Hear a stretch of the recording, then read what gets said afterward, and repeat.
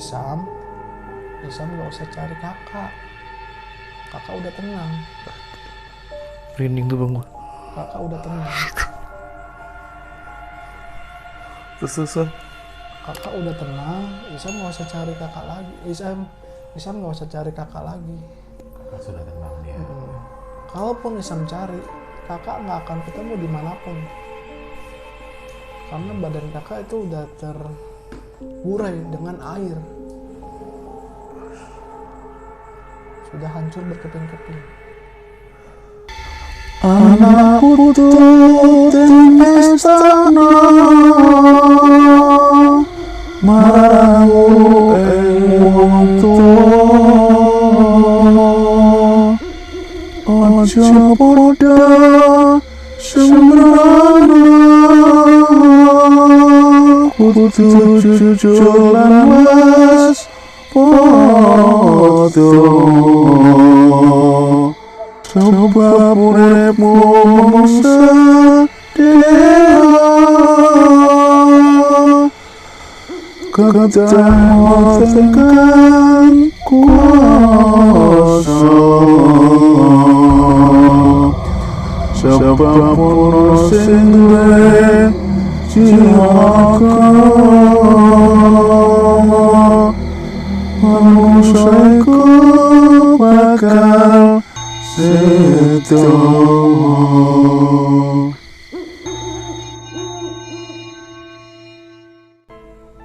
Semuanya benar-benar nggak bisa dikenali dari wajah, kecuali aksesoris yang dia gunakan pada saat sebelum tragedi itu.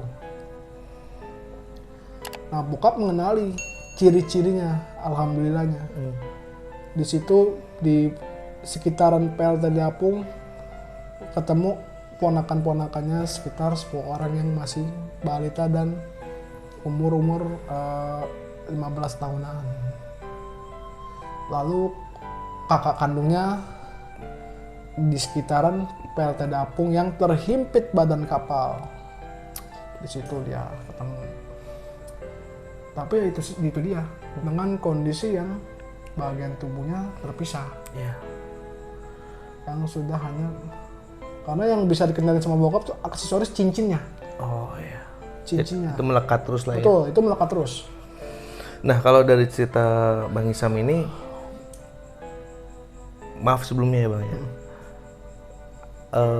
Di total, maksudnya dirincikan keluarga bokap tuh ada berapa korban Bang? Dan apakah masih ada yang hidup Bang? Oke, dari di total ya sekitaran 30 kepala keluarga ya. Dan yang masih hidup hanya 2 kepala keluarga. Sekitar 28 keluarganya, 28 kepala keluarga itu meninggal dan dinyatakan hilang sampai saat ini. Sampai saat ini. Ya, jadi ada salah satu kakak saya, kakak sepupu namanya Kak Rani.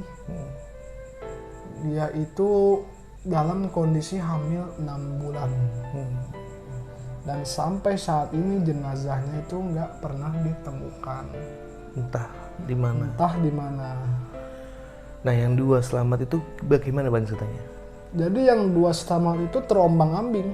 Jadi 1 orang nih terombang-ambing, kakak dari bokap. Terombang-ambing di laut lepas selama 1 minggu lebih. Itu masih berada di perairan Aceh? Masih di perairan Aceh. Terombang-ambing di sana selama 1 minggu lebih. Dengan bertahan hidup ya karena cuman air laut, dia minum lah air laut. Tanpa makan, tanpa makan. Sendirian aja tengah laut ya? Sendirian aja. Di sampingnya tuh bergelimpangan jenazah. 1 bulan. Nggak ketemu, akhirnya dengan diidentifikasi komunikasi antara angkatan laut, angkatan udara, dan pokoknya aparat ya. Untuk mengidentifikasi yang hidup. Ditanya dong salah apa sih semua orang ya, nama kamu siapa, rumah di mana, alamat di mana. Akhirnya itu baru ketemu 1 bulan setelahnya. Di desa itu? Di desa, di tempat benar-benar terpencil. Jadi kawasannya itu benar-benar kesapu abis. Itu asli benar-benar. Nah, kan berarti kalau dari ini kan kita menjelaskan kepada teman-teman di rumah tentang runutan ya, Betul. kejadian per kejadian. Nah, berarti setelah pasca waktu sampai sana, Bang, Bang Isem bertahan berapa lama tuh Bang di sana? 2 bulan. 2 bulan. 2 bulan. Karena kan jadi gini, 2 bulan itu kita sembari mengumpulkan keluarga-keluarga gue yang masih hidup. Dari Aceh gue oper, dari Aceh bokap ngoper ke Medan. Betul di Medan ya. Betul, yang terdekat. Oke. Jadi itu istilahnya untuk menghilangkan trauma yang ada pada diri mereka masing-masing. Yang penting nggak usah di situ dulu lah ya. Yang penting nggak usah di situ dulu. Iya. Karena kalau mereka di situ, trauma itu nggak akan mungkin hilang. Oke.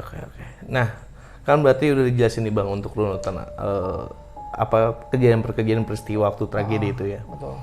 Selama 2 bulan itu Bang, ada nggak sih kejadian-kejadian atau perasaan yang lo rasain secara mistis gitu Bang? Banyak. Gimana tuh Bang, bisa ceritain nggak Bang? Jadi tuh ya, 2 hari setelah gua di Punge ya, kan ada salah satu bangunan rumah besar gitu, itu nggak sama sekali tersapu, masih kokoh. Iya. Nah itu dijadikan tempat untuk peristirahatan para korban yang masih hidup. Iya, tempat pengungsian ya. Iya, Barat gitu ya. betul. Nah kebetulan pada saat itu gua tidurnya di atas, tidur di atas, bokap di bawah karena gua istilahnya gua nggak betah kalau tidur rame-rame. Iya. Gua tidur di atas, cuman sekitar 4 orang doang pada saat itu. Di bawah orang pada tidur tumpah tindih, Iya. numpuk udah kayak Ya karena pengungsian di batu. situ aja Bang ya. Betul. Terus. Gue nggak betah. Di bawah tuh tidur aparat pada tidur, pengungsi pada tidur, semua pokoknya campur aduk. Gue tidur di atas. Dan di atas pun mereka bukan nggak mau ke atas jadinya, tapi udah lelah. Lelah dalam artian kondisinya di Aceh pada saat itu dia saksi bisunya udah down mental. Untuk tidur pun pasti nggak akan tenang, Iya. nggak mungkin bisa tenang. Makanya ya udah mereka tidur di bawah aja semuanya. Begitu juga dengan aparat. Gue tidur di atas aja udah. Tidur di atas, tidur dong. Nah di atas jam 12 gue dengar suara tangisan. Gue dengar suara tangisan minta tolong, tangisan teriakan sakit. Itu berlangsung hampir sebelum subuh menjelang. Kalau di sana kan waktu subuhnya lebih lama ya dari Iya. kita ya. Betul. Itu hampir 4 jam. Setelah jam 12 lah ya. Setelah jam 12 dengar suara teriakan minta tolong, teriakan kesakitan, dan derayan suara air mata dan lain sebagainya. Itu yang pertama kali gue dengar. Lalu gue turun ke bawah, mau ngomong, gue bangunin bokap. Pak, gue ngomong ke bokapnya, Pak dengar suara nggak? Kata bokap, suara apaan? Nggak ada suara apa-apaan. Bokap nggak denger. Gue tanya lagi saudara gue di sebelahnya, Wak dengar suara nggak? Wak gue juga sama, nggak denger apa-apaan. Terus gue tanya lagi orang yang sekelilingnya, karena gue penasaran mereka denger atau enggaknya. Om, kan gue manggil aparat kan waktu itu om denger suara gak om? Adek denger suara apa katanya? Om nggak denger apa-apa kok. Terus gue bilang, kok gue doang yang denger ya? Terus gue bilang, Om, soalnya tadi saya dengar suara om. Dengar suara orang minta tolong, suara orang minta tolong kesakitan. Tapi om nggak dengar. Enggak adek, om nggak dengar apa-apaan, kata si anggota aparat tersebut. Ya udah, karena gue takut, gue tidur di bawah lagi. Tapi tetap aja gue nggak bisa tidur karena terngiang-ngiang suara itu. Terngiang-ngiang suara itu dan masih terdengar jelas di telinga gua. Walaupun udah pindah bawah. Walaupun udah pindah ke bawah. Karena kan rumah itu kan rumah bangunan yang benar-benar kokoh ya pada saat itu, nggak terkena. Walaupun istilahnya memang kotor-kotor karena sapuan Lumpur air lah. lumpur ya. Tapi di sekelilingnya itu rata dengan tanah. Di situ masih banyak jenazah-jenazah yang belum bisa diangkat. Lebih dari puluhan ribu jenazah yang masih ada di sekitaran situ yang belum bisa keangkat. Jadi lu malam itu tidur itu di luarnya masih banyak jenazah, Bang. Di luarnya masih banyak Di jenazah. luar pekarangan ya. Di luar pekarangan halamannya. Itu bener-bener nggak bisa tidur. Nah bisa tidurnya keesokan harinya. Sama juga mengalami hal yang seperti itu. Tapi gue kebangun dulu. Gue bukan kebangun. Pada saat itu gue di balkon, di atas di ke atas ya. Kondisi gue udah pengen tidur tapi nggak mau tidur. Gue takut dengar suara itu lagi. Nah dari depan persis muka gue tuh, tiba-tiba muncul sosok. Sosoknya itu seorang laki-laki dengan wajah yang berlumuran darah, baju berlumuran lumpur dari atas sampai bawah. Benar-benar nggak bisa dikenali. Dia cuma bilang begini, tolongin saya. Jasad saya ada di bawah tumpukan dekat perahu dan bebatuan. Terus gue diminum. Dia ngomong lagi, tolongin saya dek. Saya ada di bawah itu dek, dekat bebatuan, lagi ditumpuk-tumpuk. Terus gue bilang, abang siapa? Dia cuma jawab, abang udah mati dek. Dia bilang gitu, abang udah mati dek. Dengan logat Acehnya. Iya. Tolongin abang. Abang ada di situ, tertimpa reruntuhan. Terus gue bilang ke dia, ya udah om, kan gue manggil dia om. Om kadang abang. Ya udah om, nanti saya bilangin ya, karena saya juga nggak tahu apa-apaan, saya juga masih kecil om. Saya emang masih kecil. Bukan kepentingan saya dan bukan hak saya untuk mencari apalagi evakuasi korban, kecuali keluarga saya om. Gua gituin om. Terus nggak lama dia ngebalikin badan, jalan, hilang. Depan mata kepala gua sendiri. Di situ. Langsung gua turun ke bawah lagi, bangunin bokap. Pak, di atas ada orang terbang, gituin. Orang mana? Orang kita juga semuanya di bawah kok, nggak ada yang di atas. Gue dengan keras kepala, bener pak, di situ tadi ada orang melayang. Udah gitu tiba-tiba ngilang, cuman ngasih tahu. Tolong cariin saya di bawah reruntuhan. Terus bokap, udah tidur, halusinasi Icam aja kata bokap. Dengan perasaan gue masih bergidik, gue bangunin ada salah satu anggota SAR. Oh, SAR. SAR di situ. Gue bangunin, om. Terus si anggota SAR bilang, kenapa dek? Om ngantuk, capek. Gue bilang, om, saya cuma mau nyampein pesan. Ada pesan dari orang tadi di atas. Ditanya dong, pesan apaan? Emang orangnya gimana? Ditanya. Gini om, tadi orangnya berlumuran darah, terus baju-bajunya masih berlumpur. Udah gitu dia cuma bilang gini om, tolong cariin jasad saya di bawah reruntuhan om. Nah, gue sih masih inget jelas wajahnya tuh seperti apa. Si anggota SAR itu bilang, emang siapa? Gue bilang, saya nggak tahu om, itu siapa. Dia cuma berpesan seperti itu aja om ke saya. Nanti om tolong cariin ya om di situ ya. Gue tunjuk-tunjuk tempatnya itu. Dia pada saat roh jasad itu datang, dia juga sama nunjuk ke tempat itu. Akhirnya gue sama nunjuk ke situ. Terus anggota SAR-nya bilang, ya udah besok Om cariin ya sama teman-teman Om ya. Terus gue bilang, iya Om, makasih ya Om. Oke, setelah itu tidur dong sebentar. Bangun jam 6:30. Karena dibangunin buat mencari anggota keluarga ataupun anggota tubuh yang masih Bisa terjepit, diselamatkan lah ya. bisa diselamatkan ataupun yang sudah meninggal untuk diangkat. Iya.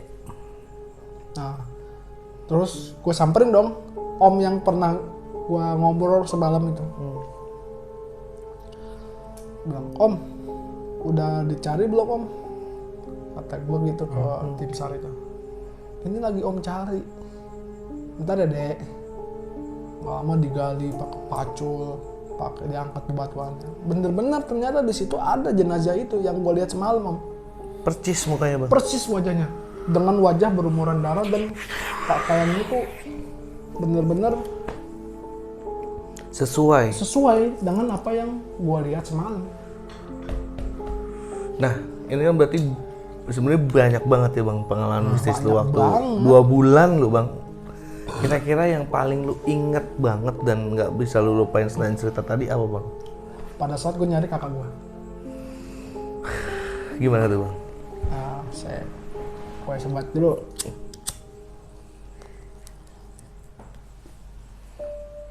Ya gini dah, resiko YouTuber. Nah, gue pada saat itu gue mencari keberadaan kakak gue. Namanya pada saat itu Syahrani, dengan kondisi yang hamil 6 bulan. Nah ya. Gue tanya ke bokapnya, Kak Rani kemana Pak? Kok Kak Rani nggak ketemu? Gue gitu ke bokap. Terus bokap tetap diem tuh. Diem 1000 bahasa. Nggak ngomong A, nggak ngomong B. Gue tanya lagi, Kak Rani kemana? Kak Rani kemana? Bertanya terus. Terus bokap bilang apa? Udah, jangan cari Kak Rani, nanti juga ketemu. Bokap bilang begitu. Oh, udah, setelah dibentak kayak gitu, gue diem aja. Gue diem dengan hati yang sesegukan ya. Mencari keberadaan kakak gue itu. Nah, di malam harinya tidur dong. Tidur, pulas. Nah, gue didatengin, dimimpiin. Orang yang gue cari itu, kakak gue itu. Dia cuma bilang begini, Isam gak usah cari kakak udah tenang. Merinding tuh bang gua. Kakak udah tenang. Terus bang. Kakak udah tenang, Isam gak usah cari kakak lagi. Isam gak usah cari kakak lagi. Kakak sudah tenang dia. Kalaupun Isam cari, kakak gak akan ketemu dimanapun. Karena badan kakak itu udah terburai dengan air. Sudah hancur berkeping-keping. Dan pada saat itu kakak juga bilang, kakak lagi hamil adik Isam yang baru katanya. Terus dia bilang, tapi gue bilang gini, tapi gue pengen ketemu, pengen nyari di mana keberadaan jasadnya. Walaupun pada saat itu gue masih kecil, tapi gue kalau untuk melihat hal-hal di luar akal sehat gue tuh, gue pasti pengen. Makanya gue penasaran di mana kakak gue. Ditanya bokap nggak mau jawab. Cuman jawabannya ngebentak. Akhirnya gue tidur didatengin. Dikasih tahu seperti itu, jangan cari kakak lagi, kakak sudah tenang. Kalaupun Isam cari, kakak nggak akan ketemu. Karena badan kakak sudah hanyut dalam air, udah hancur berkeping-keping. Iya. Jadi Icam ikhlasin aja, dibilang begitu.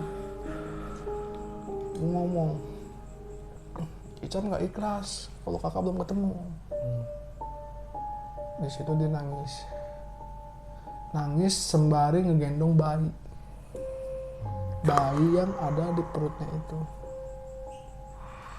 Udah, Icam nggak usah cari kakak lagi. Kalau Icam cari kakak kasihan. Nanti yang ada Icam capek sama papa, sama keluarga-keluarga yang lain. Kalaupun Icam mau cari, gak bakal ketemu. Gak akan bisa ditemukan lagi. Intinya Icam gak usah cari kakak. Ikhlaskan kakak. Itu. Kata-kata terakhirnya seperti itu ya. Dia berpesan terakhir, tolong titip Om Randy. Om Randy itu adalah suaminya, suaminya dari Kak Rani ini. Tolong titip Om Randy. Om Randy saat ini kelimpungan, menangis, dan masih penasaran nyari kakak. Bilangin aja jangan cari aku lagi. Oke, siap. Mau bagaimanapun aku nggak akan ketemu, sampaikan ke Om Randy ya. Terus gue bilang, ya kak, kalau emang kakak udah tenang, kalau emang kakak udah nggak bisa ditemukan lagi, Icam ikhlas. Yang penting kalau memang kakak istilahnya nggak ditemukan, setidaknya datanglah ke mimpinya Om Randy. Iya. Untuk mengobati hatinya yang terluka. Iya. Itu aja pesan Icam, dan pesan kakak bakal Icam sampaikan ke Om Randy. Nggak lama pelan-pelan dia mundur. Dan itu kondisi pakaiannya ya pada situ dipakai batik warna orange, persis seperti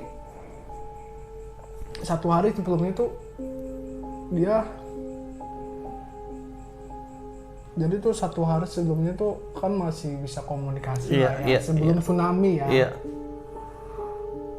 Dia tuh ngirim foto dulu pakai web browser. Zaman Nokia jadul lah. Iya. Tuh.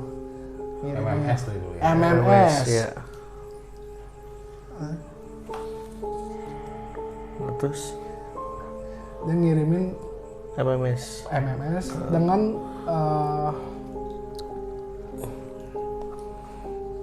pakaiannya yang sama seperti yang gue lihat dalam mimpi. Oke, siap. Dengan keadaan hamil 6 bulan. Nah, Itu benar-benar gak bisa bayar. itu berarti kan pengalaman yang iya sebenarnya sedih, iya serem juga. Cuman memang di satu sisi pesan terakhir dia ya mau nggak mau lu harus ikhlasin gua gitu kan ya Bang ya. Nah, kalau pendapat Bang Heru tentang cerita dari Bang Icam tentang dari semuanya apa Bang? Jadi memang di tahun itu mereka juga dengar bencana nasional, maka di tagline itu Indonesia menangis. Dan memang waktu itu kondisi di tahun tersebut gue lagi di luar negeri, lagi studi di Jerman. Itu ramai tuh semua tuh, sama di KBRI juga lagi sibuk. Para poranda. Ya mahasiswa kan banyak mahasiswa yang asal Aceh, yang kuliah di luar negeri banyak.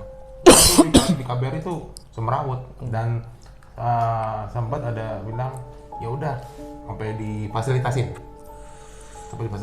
Nah itu ada, tapi gue gak akrab sama orang itu, emang dia orang Aceh, itu langsung diberangkatin ke Indonesia. Itu. Dan juga ada beberapa duta besar, kan banyak tuh kita duta besar yang di Eropa kan, ada juga orang Aceh. Itu sangat semrawut. Terus sempat juga ada panggilan juga ke ini via email gitu. Via apa dulu namanya, kan dulu masih kita Yahoo Messenger tuh. Iya, email. Gimana nih bro, lo kan itu pernah ikut tim gini, gue lagi di studi. Itu gimana ininya? Nah, singkat cerita pas gue ke Indonesia, balik sebelum lagi berangkat ke Eropa lagi. Setelah pasca tsunami ya, setelah setahun itu, buset itu kantor SAR, ke kantor BNPB, buset. Itu bilangnya patah semangka. Patah semangka, ini kita bawa semangka nih gini, patahnya begitu. Itu retakannya 114 km. Retak, nah itu membentuk jurang. Jurang itu dalamnya 70 km. Jakarta Bogor 60 km. Jakarta Bogor 60 km, ini 70. Nah itu begitu rapat, kayak rebah gitu. Nah itu tsunami. Kalau nggak rapat, tidak ada tsunami. Ini rapat, merapat itunya. Retakannya itu merapat, nah itu. Tumbukan. Nah di saat itu memang, di saat gempa tersebut, ya gue juga lihat di video ya, video amatir. Iya. Itu ikan pada di pinggir laut tuh, orang pada ngambil ikan. Ngambil ikan. Seharusnya, ya kan dulu kita belum ada nama early tsunami gitu, apa yang namanya tanda itu, iya. Tanda warning itu kan belum tahu. Iya. Orang pada ngambil ikan. Ada yang banyak yang bilang jangan ambil ikan, lari ke atas bukit kan pasti cari yang tinggi kan. Iya. Itu pas laut itu, saat itu ikan pada banyak tuh. Orang pada ngambil. Begitu itu berapa jam kemudian Nah itu benar yang katakan Sam itu ketinggian setinggi pohon kelapa. Dan itu kecepatannya itu 300 km per jam. Jadi sama kayak pesawat begitu mendarat di landasan pacu, 300 km per jam. Dan karakter ombaknya tinggal gulung. Oh, jadi langsung ditak gitu ya secara ini. Ini tes begini. Gulung-gulung. Oh. Nah itu, nah kayak lu mau jago apapun, sekali pernah kelas dunia, diver kelas dunia, tidak akan lolos dari itu. Walau alam. Iya. Jadi korban-korban itu banyak yang meninggal tertancap, pecahan kayu, pohon ranting, menggulung itu ya. Ada tersengat listrik. Dan mohon maaf banget gue. Mohon maaf kalau gue salah ngomong. Kata ada juga dari relawan juga jadi korban juga. Iya betul. Karena infeksi juga. Infeksi. Jadi mereka cuek misalnya kena seng, Iya. kasih angkat jenazah. Terus dari yang jenazah itu kan udah pada Jadi terkontaminasi. kontaminasi. Seperti itu. Jadi Wah itu banyak banget tuh, itu sangat kompleks. Dan yang diceritakan sama Ijam itu benar. Jadi itu selama beberapa bulan tuh belum bersih tuh. Lebih dari 1 tahun. Iya. Mohon maaf sampai ya gue tuh pakai truk itu, sampai pakai forklift. Mohon maaf banget. Iya. Mohon maaf gue bukan mengungkit cerita lama ditaruh ke truk. Jadi pakai forklift. Kan nggak mungkin satu gotong, satu nggak mungkin. Karena Dikumpulkan semua. kita memang di saat itu kekurangan relawan. Logistik banyak, tapi orang untuk jadi relawan sangat kurang. di saat Vitamin itu. oke, ini oke. Tapi kan tenaga kan kita bukan robot. Iya. Sampai itu menjadi sorotan dunia, sampai negara-negara luar pun itu sangat kuat tuh bantuan itu dari Amerika aja sampai seorang menurunkan apa armada yang paling gede itu kapal induk sampai dia bilang, oh my god, ini kayak perang. Sampai itu kapal-kapal yang nggak pernah kita lihat, yang kita lihat di film-film itu ada. Sampai helikopter, sampai prajurit Amerika itu pengen nangis. Yang gue inget pada saat itu kapal Amerika tuh Navy SEAL, Merinding. kapal perang gitu. Sampai dikasih roti apa segala macam. Jadi gitu. Jadi intinya emang secara logika kacau, Wah semrawut. semrawut banget kondisinya bang ya. Kekosongan apa ya? Kekosongan komando atau gimana? Kurang paham. Tapi setelah jadi kejadian itu dibentuklah Tagana Siaga Taruna Siaga Bencana. Oh, siap. Tsunami itu. Karena memang kita di Indonesia itu dilegarin sama cincin. Iya. Cincin api, Cincin api. Ring of Fire. Ring of Fire. Ya nama gempa nggak ada yang tahu. Iya. Sampai sekarang alat canggih mana pun belum ada satupun alat canggih Iya. yang bisa memprediksi gempa. Belum ada. Belum ada. Walau alam. Ya, tapi ya itu Iya. ya namanya Tuhan berkehendak, kita mau bisa apa? Benar. Dan mungkin melalui obrolan ini sebenarnya kita di sini bukan mengungkit luka lama ya. Luka lama. Cuman di sini kita coba flashback dan coba menceritakan dari saksinya langsung gitu. Nah, kira-kira Bang, kalau dari pengalaman yang Abang rasain, kira-kira ada yang bisa diambil hikmahnya nggak sih Bang dari kejadian ini semua? Hikmahnya itu banyak ya. Iya.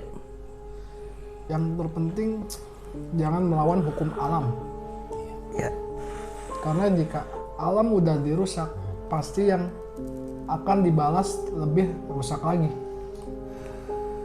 Terlebih kita seorang manusia yang hidup di permukaan bumi, Iya. selalu berbuat yang di luar larangan yang di atas. Iya. Intinya satu, jangan pernah merasa bahwa kita ini paling besar di dunia. Oke. Tapi ada yang lebih besar Iya. lagi. Siap. Tapi adalah itu Mbak, itu bukan di Aceh, efeknya sampai ke Vietnam, Thailand, Sri Lanka Sri Lanka dan India. dan ada bintang film laga Jet Li itu sempat kena. Iya, Ada kok di di Cina. Jet Li. Dia lagi beli hotel. Iya. Kena dampak dia lari ke Bangkok. Besar berarti bang ya. Iya. Iya. Jadi tuh pusatnya itu di Aceh. Aceh. Tapi kenanya ke seluruh hampir beberapa negara. Oke. Gila itu. Jadi itu sorotan dunia itu. Ya. Nah kalau dari Bang Heru, lu kan udah dengerin dari pertama Bang Icam cerita. Apa yang bisa lu ambil Bang hikmahnya dari cerita Bang Icam barusan? Hikmahnya ya kita sebagai manusia ciptaan Tuhan, dimanapun berada kita harus saling tolong menolong, dan itulah kadang kita lupa. Maksudnya gini, mohon maaf, gue bukan seorang ulama, bukan seorang mubalik, bukan seorang pemuka agama. Kalau orang Jawa bilang tuh elin dan waspada. Oh siap. Ya, seperti itu. Wah, kita kayaknya lupa. Mungkin mohon maaf kalau salah kata, mungkin kita lupa bersyukur ya. Iya. Namanya juga manusia tidak Manusia. luput dari Kesalahan. gitu. Iya. Nah, Semoga bisa diambil pelajaran hikmahnya. gue sih sebenarnya satu doang sih kalau dari Bang Icam, keikhlasannya Bang. Betul. Ya. Keikhlasan. Dan buat teman-teman di rumah, mungkin buat keluarganya atau sanak familinya ada yang masih belum diketemukan sampai saat ini seperti Bang Icam. Mungkin kita di sini yang masih hidup bisa bantu doa ya Bang. Bisa bantu doa, semoga almarhumah yang sudah meninggal dan tidak ditemukan bisa tenang di sisi Allah SWT. Amin. Ya Rabbal Alamin. Dan buat teman-teman paling jangan lupa kirim doa selalu. Dan paling gitu aja Bang obrolan kita saat ini, dan semoga teman-teman di rumah bisa mengambil hikmahnya dari obrolan kita ini. Dan makasih Bang Icam waktunya. Makasih. Oke Bang, pokoknya kita ngobrol terus. Ya, obrolan. Nah, buat teman-teman jangan lupa dukung terus kita bertiga di ngobrol.com, Santai Traveling, Heru Survival Communication, dan support terus konten kreator. Semoga kita bisa selalu menyajikan konten-konten baik buat teman-teman di rumah sebagai sarana informasi teman-teman di rumah. Jangan lupa klik subscribe, like, comment, and share sebanyak-banyaknya. Oke, paling gue pamit. Assalamualaikum warahmatullahi wabarakatuh. Waalaikumsalam warahmatullahi wabarakatuh.